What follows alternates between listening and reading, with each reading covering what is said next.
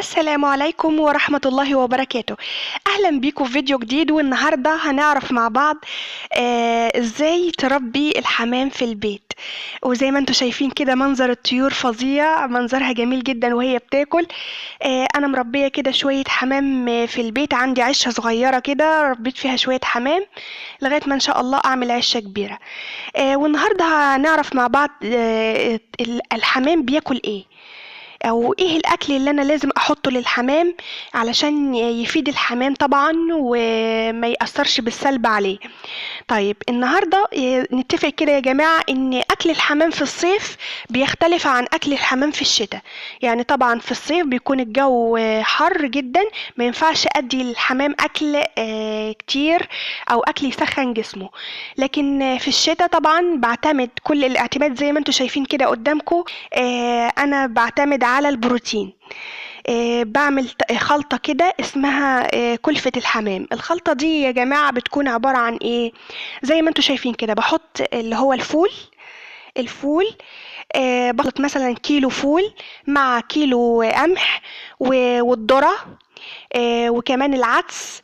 ولو عندك فاصوليا برضو حطي كيلو فاصوليا.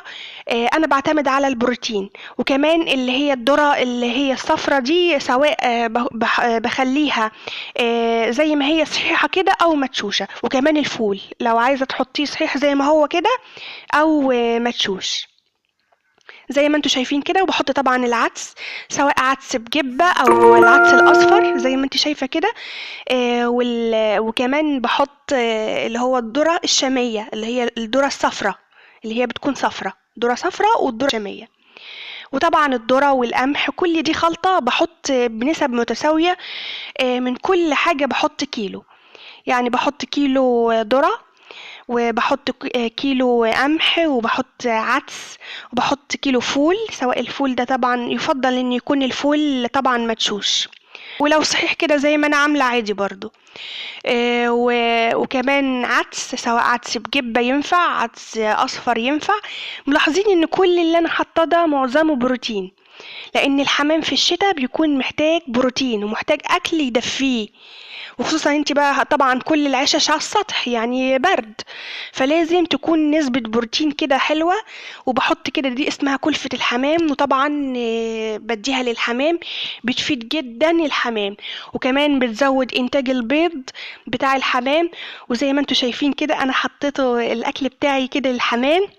طبعا بكون مجوعة الحمام من قبليها، يعني مش طول اليوم يفضل الأكل قدام الحمام كده مش هياكل ولا هيكبر.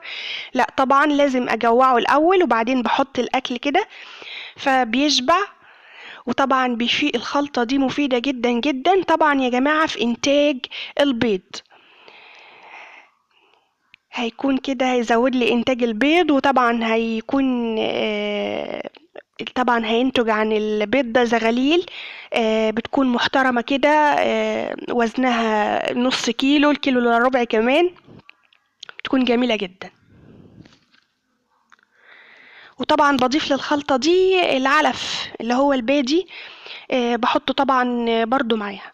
يبقى زي ما قلنا كده الخلطة بتكون عبارة عن بحط كيلو من كل حاجة.